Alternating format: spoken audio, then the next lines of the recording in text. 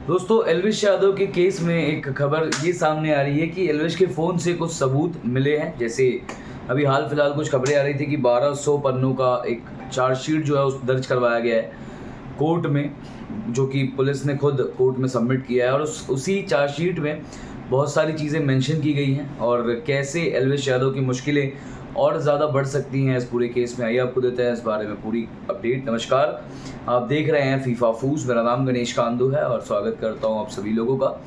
आपको बता दें कि एल्विश यादव के ऊपर ये इल्ज़ाम है कि वो रेव पार्टीज़ ऑर्गेनाइज़ करते थे। सरगना जिसको कहा जा सकता है, जो कि खुद ऑर्गेनाइज़ करता था और ख़ुद ही सांपों का जहर जो है वो सप्लाई करता था। इस तरीके की बातें बहुत ज़्यादा हो रही थी, इस तरीके की बातें लोग बहुत ज़्यादा कर रहे थे। लेकिन हाल फिलहाल खबरें ये आई है दोस्तों कि चार्जशीट में ऐसा मेंशन किया गया है कि एल्विश यादव एक वर्चुअल नंबर का इस्तेमाल करते थे और वर्चुअल नंबर के द्वारा वो विनय को कांटेक्ट करते थे और विनय उसके बाद ईश्वर को कांटेक्ट करता था।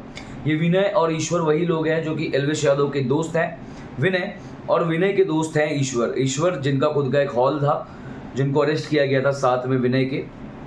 और साथ ही साथ ये भी बातें सामने आ रही हैं कि एल्विश ने अपने फ़ोन से बहुत सारा डेटा जो है, बहुत सारे मैसेजेस और वीडियोस डिलीट किए थे, जो कि चैट्स पुलिस वाले ने डिटेल्स जो हैं वो अपडेट चार्जशीट में करी है। और इस तरीके की बातें सामने आ रही है कि बहुत सारे मैसेजेस डिलीट हुए हैं जिसको अब रिकवर करने की कोशिश की जा रही है, जिसके बारे में एक प्रूफ सबमिट किया गया कि ये सारी चीज़ें जो है, बहुत सारी चीज़ें मिसिंग हैं।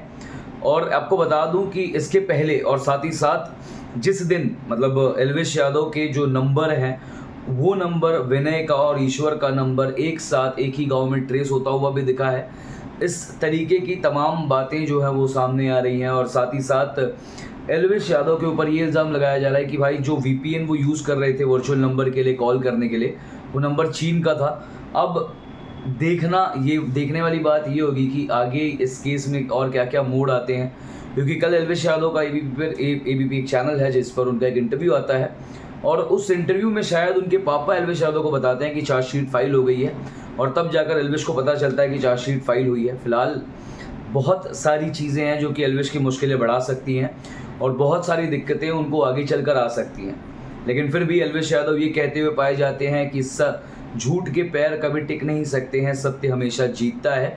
तो अब एल्विश झूठ बोल रहे हैं या एल्विश सही बोल रहे हैं, लेकिन उनका एक विश्वास है न्यायपालिका पर, जो वो कहते हैं कि अटल है।